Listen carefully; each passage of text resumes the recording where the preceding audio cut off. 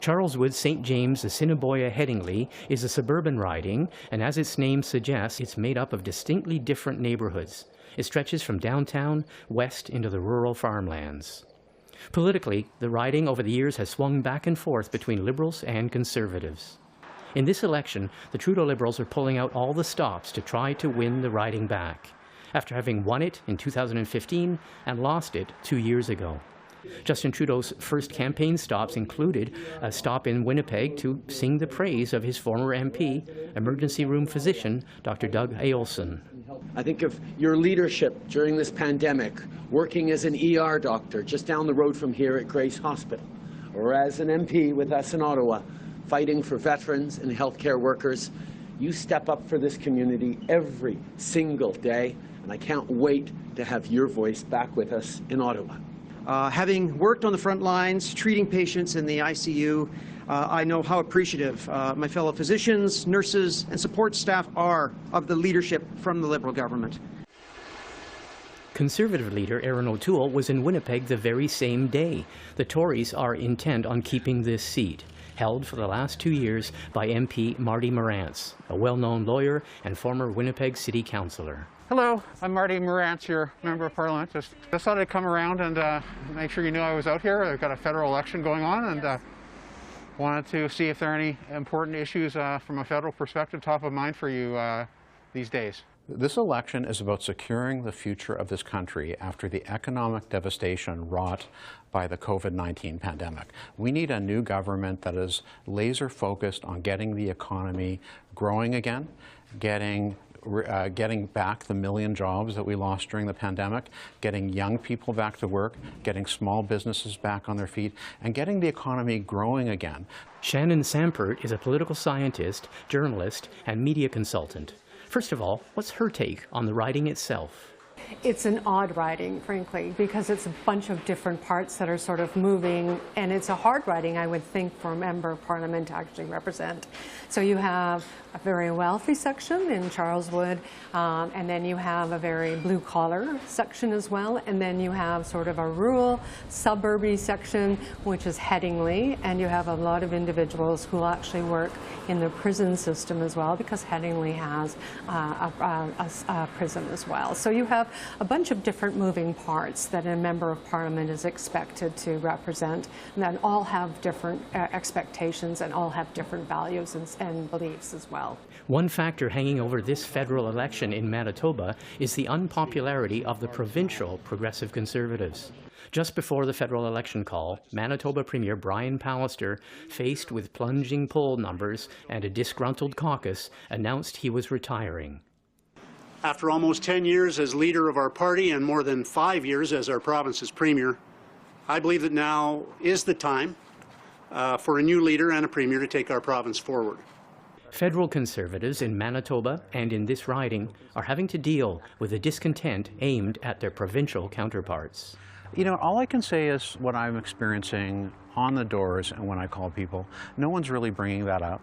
The odd time it comes up, I just explain, you know, that I'm a federal Member of Parliament. This is a federal election, and people understand the difference between provincial and federal politics. So I'm not really getting that sense that, to the extent that there is any anger towards the provincial government at this time, that there's spillover to the federal party. How would you describe the race in this riding? Some people have described it as almost like a race of two incumbents. Yeah, Marty Morantz is really well known. I mean, he was a very strong city councillor, and then he came in and became Member of Parliament.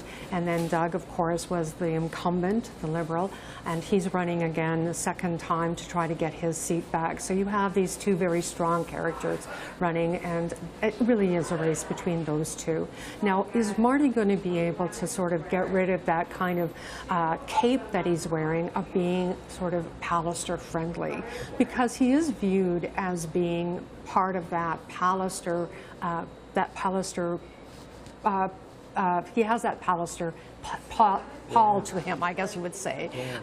One of the concerns that Doug has is that Doug isn't really, was never really part of that inner cabinet with the Liberals. So was he a very strong Member of Parliament? Was he just part of that new wave for Justin Trudeau? And was he just sort of a part of that facade? At the local dog park in Charleswood, what issues are on voters' minds? The biggest issue is obviously the COVID crisis that we're in, and whether fourth wave is going to need continued government support or whether we start building the economy out of that. And if somebody has the answer to that, that'd be ideal, but I don't. And maybe that's what I'm waiting to hear from the parties. Issues? Well, of course, the COVID. We have to deal with that. We have to figure out somehow to keep our economy going at the same time keeping people healthy. So I'm quite happy about the COVID pass for international travel and all this kind of thing. That, and then I guess the economy. What else is there right now besides health and economy? I think the economy, certainly it seems to be getting back on track, but the fact that we're in such a huge deficit now because of it, I don't know how they're going to recover from that. I think a lot of emphasis should be put on the residential school situation and how to rectify that. It's just, I think, a very sad thing for Canada to be going through. I think a lot of people are worried about jobs, and I know that maybe Canada hasn't felt that crunch of that debt yet, but there's only so long that we can put that off. The NDP has traditionally finished third in Charleswood, St. James, Assiniboia, Headingley. The New Democrats have garnered support ranging from single digits to the teens. They drew about 15% in the last election. This time around, their candidate is Madelaine Dwyer. She's a municipal water worker and specialist, and it's her first time as a candidate. Families are dealing with a lot right now. For myself, I'm getting my kids ready to go back to school during a potential fourth wave. So I think it shows a little bit of a disconnect on the part of the Prime Minister to call an election now. Now that it's called, obviously, I'm committed to running a safe campaign for voters and volunteers and following the COVID-19 policies. Calling a federal election during a pandemic is one of the issues in this campaign. As to how much it will affect how people vote, or if they vote, well, that's still very much up in the air. I really actually think it's disgraceful. I find it very insensitive of the Prime Minister to have called an election when people in their communities have lost everything in BC. Where will they go to vote? Where will they go to hear their nominated candidates? This is the fires and people with the fires. That's right. I'm talking about the fires in BC. And then, of course, across the country, it's COVID. Well, I would say possibly it's opportunistic, having worked for government for decades myself. But that doesn't necessarily mean it's a bad thing. I just think that who knows how long this is going to go on, and we need to express what we want moving forward. The election in this riding is also being waged via social media. Liberal candidate Doug Eyolfson took to the internet to renew his party's accusations that Erin O'Toole's Conservatives have a hidden agenda when it comes to health care. In 25 years of medical practice, I have never had a patient ask me how much this is going to cost them. And this makes me very proud to be a Canadian. Erin O'Toole is misleading Canadians when he says he supports Canada's universal Medicare system and yet favors the creation of two-tiered for-profit medicine where wealthy Canadians can jump the queue. This invariably diverts resources from the public stream to the private stream and makes for longer waits and worse outcomes for those who can't afford to pay. The Prime Minister and the Liberal candidate, Justin Trudeau, is arguing, he's citing Conservatives, he said, who in opposition a year and a bit ago were proposing private health care to people. He says you're talking about the private recourse to health care in the midst of a pandemic. How do you respond to that? That's just not true at all. Our party is a long-standing, age-old supporter of public pay, universal access in our healthcare system. So I think those allegations are completely untrue. I was very disappointed to see the Deputy Prime Minister of our country post a video on her social media that was edited to take our leader, Mr. O'Toole's comments completely out of context to give the exact opposite message. And it's not just our party that's saying that, it's Twitter that's saying that as well. The issue of reconciliation with Canada's Indigenous people is a big one in this election. The western corner of the riding is home to part of the Swan Lake First Nation, where they operate a business and economic development centre. We spoke with Grand Chief Jerry Daniels of the Southern Chiefs Organization about what reconciliation means to him in this election. I think a big part of it is economic reconciliation, the return of land, the return of a better quality of life, which is based on good jobs, investment in First Nations communities. That's a huge part of what reconciliation is all about, because we have to, meet the challenges with a great deal of thought towards our people and creating opportunities for them. And that's what I think reconciliation is, economic reconciliation, but it has to be rapid economic reconciliation, because we are decades and decades behind as it comes to reconciliation. I've had a lot of people at the doorstep ask what we're going to do for reconciliation and what we've done. There's always more to be done, but certainly we have lifted I believe it's now 70% of the boil water advisories that were in effect in 2015. And that includes the fact that construction more or less ground to a halt for 18 months because of the pandemic. We have been working, with all the different stakeholders, with the terrible revelations of what's been found with residential schools. We have been funding, education programs and housing programs that benefit Indigenous people. And is there more to be done? Of course. Reconciliation is something that we need to move forward on in a serious way.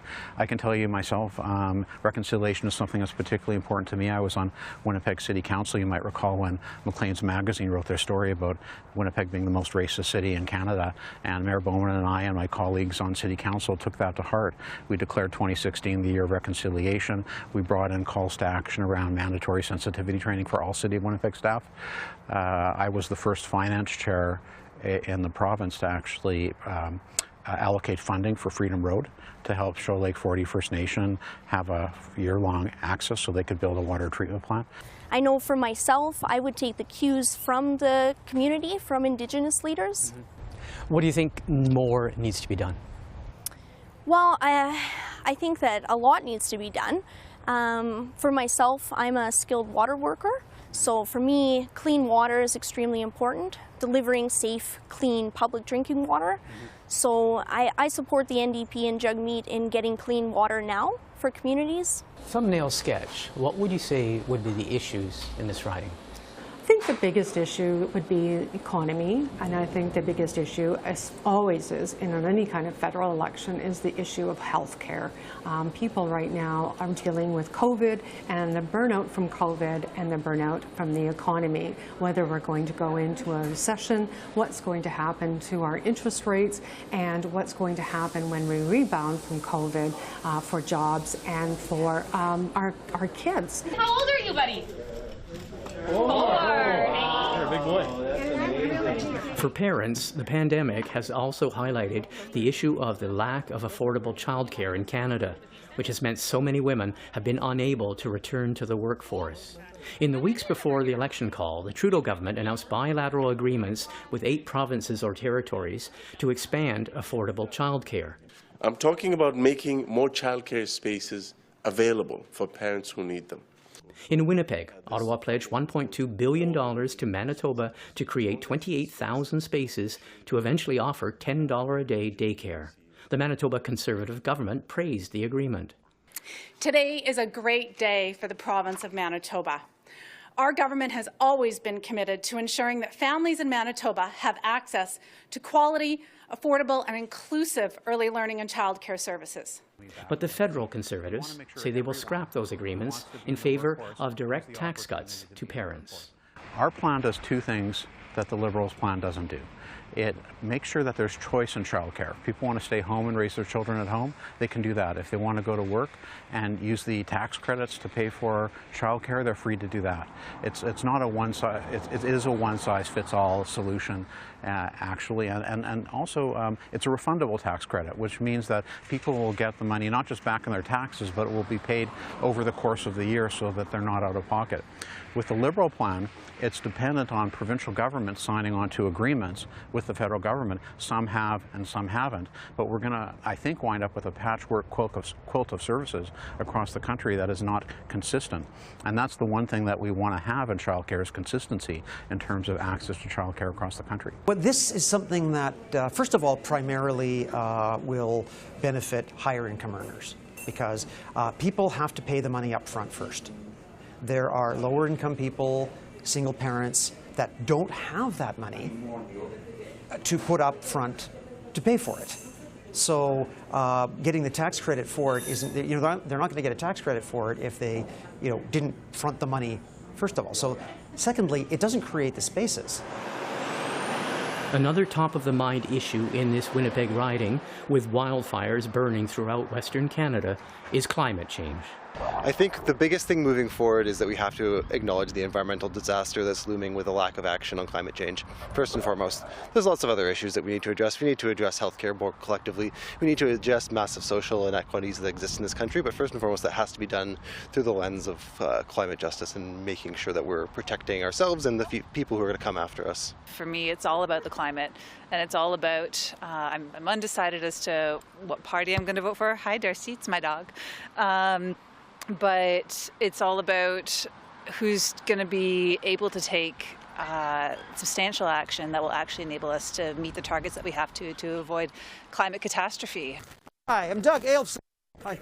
Good, how are you? I'll stay distance from you, for sure, yeah. Yeah, so I'm the Liberal candidate for the upcoming federal election. Yeah. And wondering if there are any issues that are important to you that you'd like to see us addressing? The big ones right now are climate to me. Absolutely, yeah. So, I feel a lot of politics is for naught if we don't have the climate. I worry about my son's future and all that stuff. At that doorstep, the issue of climate change came up. You are under attack and criticism from the NDP and the Green Party for not doing enough. You also have part of this rural, this riding is rural, and you get criticism for farmers from the increased costs, inputs caused by the gas tax. What do you say? Well, in regards to not doing enough, it's never enough because we need to be going faster, and we need to be doing more, and that's from. And that goes for all aspects of this. It's accelerating. We can just look around and see, everywhere the changes in weather, very often catastrophic. So we do need to be pushing farther. Are you going to lose votes on it, though? Are you going to lose votes on it in a very tight riding like this one? I don't think so. I think people have been understanding of what we have done. Conservative candidate Marty Morantz is more than pleased that his leader and his party have now introduced a form of carbon pricing as part of their climate change policy. When I was campaigning in 2019, when I was at the door talking to people about carbon pricing, it was a very common question why our platform didn't have carbon pricing in 2019. And I could see it was something, I could tell just being on the doors here in this riding, that people wanted to see in our platform. So I was very glad to see it come forward. Our carbon pricing plan is different than the Liberals. Instead of money going into the pockets of government, it's all penny for penny going back to individuals who, if you spend $1 on carbon pricing at the gas pump, you get it right back into a low carbon savings account that you can use to buy green, low emissions products. Is it easy sailing, though? Because Aaron O'Toole, for example, just the other day was confronted by some farmers who said they still don't like the Conservative policy because it is putting a price on their fuel. But keep in mind that under the Liberal plan, they didn't get the any tax credit back at all. Only individuals got the tax credit back. Businesses, farm operations did not get the tax credit at tax time, the carbon levy credit. In our plan, no matter whether you're in business, whether it's a farm operation or manufacturing, or whether you're just an individual, you'll have a low carbon savings account. So every single penny that you spend will come right back into that account. The Green Party has a candidate in this riding. Her name is Vanessa Parks. She is a nurse and a first-time candidate. Ms. Parks declined our invitations to take part in this riding profile. If you have any doubt of how much Justin Trudeau's Liberals want to win this riding back, just count the number of Liberal big hitters visiting the riding. After a visit from the Prime Minister, on this day, Deputy Prime Minister and Finance Minister Chrystia Freeland was also campaigning with the candidate. Doug is a doctor. He's been working in ICUs and in emergency during COVID. So I think that is a good kind of person. Yeah, bless him. And I think that's a good kind of person to have in Parliament. In this election, none of the parties is promising to eliminate the $345 billion deficit overnight. The Conservatives say it will take 10 years. The Liberals, well, it will take longer. What's the finance minister say to voters in the riding concerned about the deficit? The Canadian economy actually is really coming roaring back from the COVID recession. The IMF predicts that we are going to have growth this year of 6.3%. In my budget, my baseline was 5.8%. So that's already half a percentage point above what we thought. That is fantastic. I hope and believe that government support made a difference there. But the real driver is the ingenuity and the resilience of Canadians. I decided to run because I wanted to make a difference in the community. So I want to make this a better place to live, work, raise a family, and I support the NDPs in their investments in communities to make life more affordable. For you in this riding, what are the big issues? What's important? I would say that I'm hearing a lot about rising house prices, rising rents, affordability, climate change. Those are the big ones that I'm hearing about. I purchased my house in Westwood a few years ago, and I think for a lot of young families that's becoming out of reach now with rising house prices, and similar to rents. So for seniors, young people, young families, rising rents are making it difficult to stay in the neighborhood. What happened in the last election? The last election was interesting. There was, when we watched how the results went, it was a very slight increase in the amount of Conservative support, but it was more an increase in support from the voters of the NDP and the Green Party. And I think support of the vote share of the NDP went from something like 6% to 15%. If you are the Tory in this riding, if you are Marty Morantz, are you hoping for a strong and ascendant NDP? I am hoping for a strong NDP, and I'm really hoping for a strong turnout.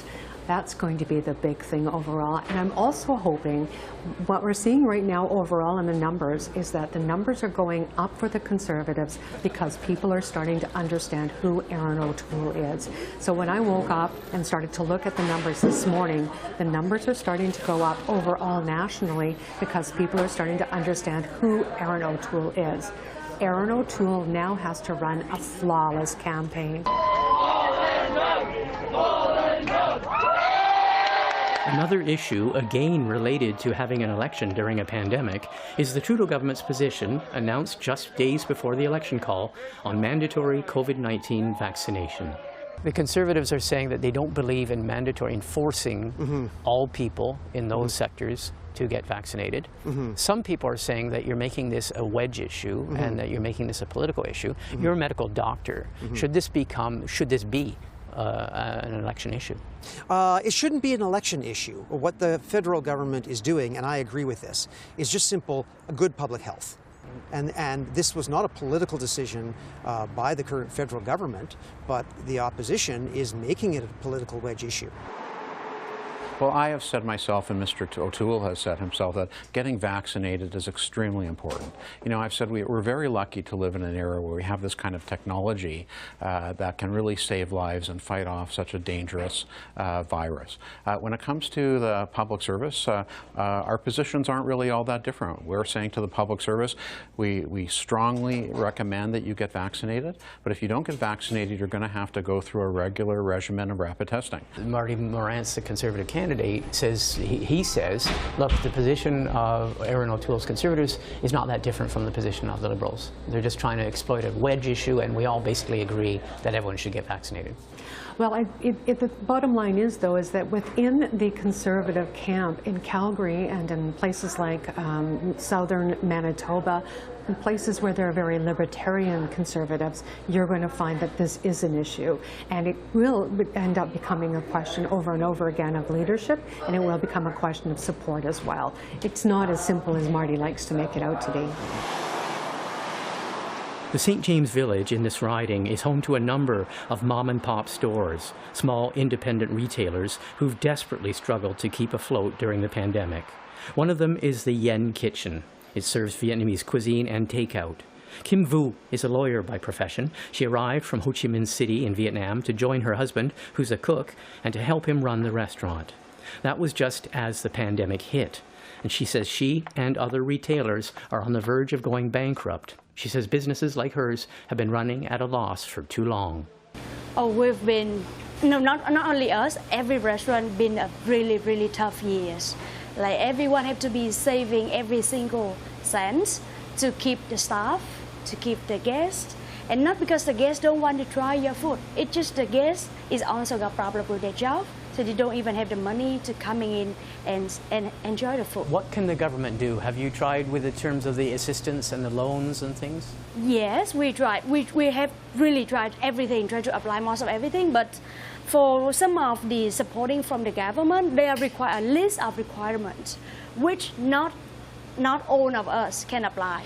Like for example, you have to prove that you drop the revenue to a certain percentage, which means it doesn't mean you can drop. If you cannot drop that much, you cannot apply it for at all. Like, and then for so a list of the supporting from the government, but we can only apply for 1 or 2 because of those conditions. Are things getting better, or do you still need help? We are still really needing help, because for now we apply for the 60,000 grants, but those is for paying for all of the loans. So every month we take from that grant 5,000 to 10,000 just to keep this restaurant survive.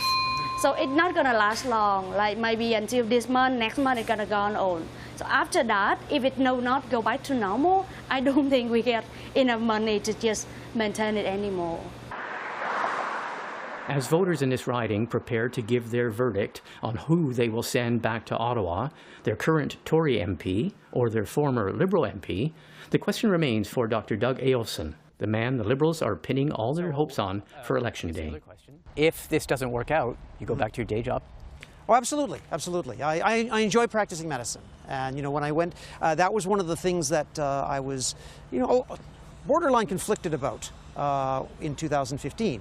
Because, you know, I wouldn't be practicing medicine full time, and I did miss it. You know, as much as I enjoyed being an MP, you know, I did miss practicing medicine. And the converse is true. You know, I was, you know, quite heartbroken not to be reelected in 2019, but it did mean that I was able to get back into the practice of medicine and spend the, you know, particularly the third wave, looking after patients. For CPAC in Charleswood, St. James, Assiniboia, Headingley, I'm Martin Stringer.